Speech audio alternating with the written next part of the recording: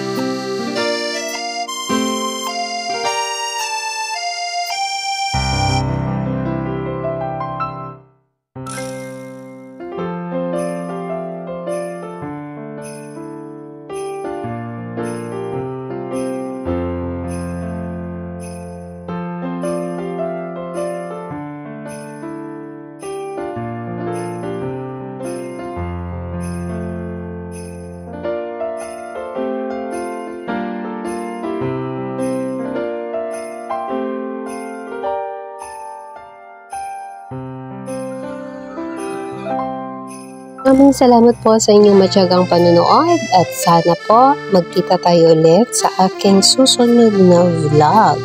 Nangyayari yan kung ikaw ay naka-bell all sa inyong mamita.